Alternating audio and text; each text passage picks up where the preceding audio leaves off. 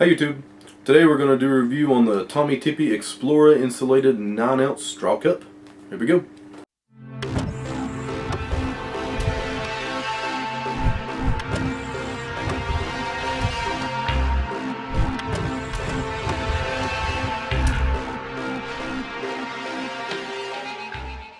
Give you a little bit of background on my life. I actually have a 3-year-old daughter and about a 14-month-old set of triplets.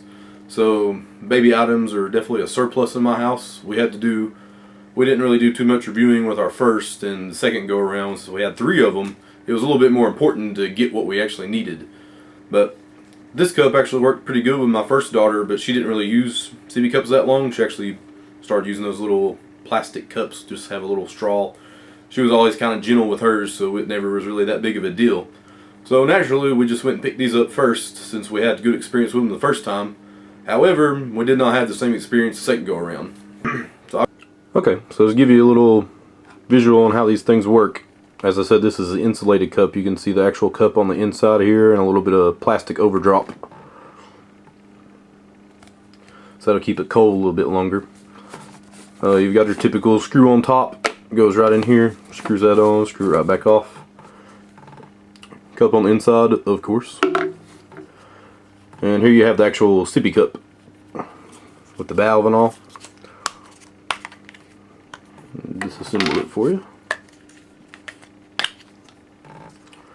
Alright, so this is your straw. You got the hard plastic straw that pops in right here. And you've got your silicone straw along with your valve and the place where it sits, just like that. Now when you first buy this and you wash it a few times, I made the assumption that you just popped it on like this, as long as the silicone covers it, and you can just put that right back in there and so on. But unfortunately that just lets the water travel through this valve unless you pop it down, and you'll hear a very subtle click. You heard it right there. So when you hear that, the valve is actually engaged.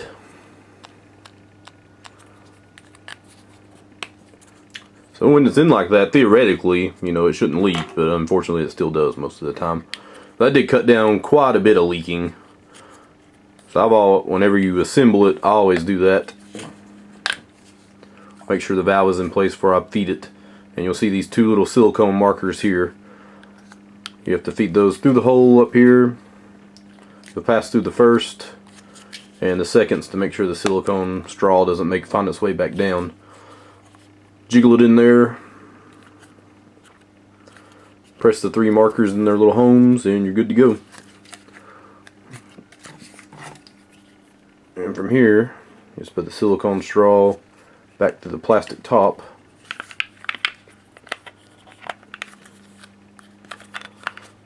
And you just pop that into place. And this is where the first silicone marker comes out. You can see it right there once you pull it out and you let it go. You can close that for good safekeeping and travel. The only thing I did find with this is when you try to take it out, the silicone straw actually rubs here against the wall and bends. So it's kind of hard to get out half the time like that.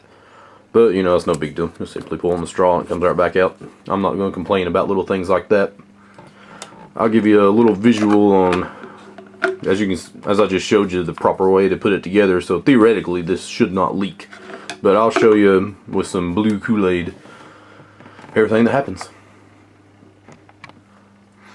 Okay, now we put some blue Kool-Aid in the cup, and you're simply just gonna twist it on just like normal. And with this cup, like I said, there is some spilling issues, so you basically have to find the sweet spot of putting this top on, not too tight but not too loose, to where when you shake it you're not going to get leakage, as you can see right here. So obviously that was not tight enough. So we're gonna tighten it all the way. And normally where I had problems is when you do tighten it, the liquid will just start dripping out of the top of the spout here, the straw, if your valve is in not correctly. Because, you know, kids will be kids. As far as building up pressure, as you can see, it's leaking all out the straw just like that when I shake it. But kids will be kids, and my kids would always throw them off of their high chairs, or in the car they would just throw them all over the place, and as soon as the pressure built up inside of it, it has to release. So, as you can see, not working too good. So as you can see, that's why I typically don't recommend these cups. Did have some good experience with them in the past, but right now I'm not willing to say they're a good cup. We actually went with a different choice, and I'll do a different video on that. Like I said, I did have triplets, and I will go ahead and say a good thing about this company. The very first two we bought to make sure they were going to work okay before we invested in 4 more. That way we could have 2 cups for each kid. One of them leaked horribly, so we contacted the company, and they just sent us a brand new one for free. So good job, Tommee Tippee, on that. I really appreciated the help on it. So that is my review of the Tommee Tippee.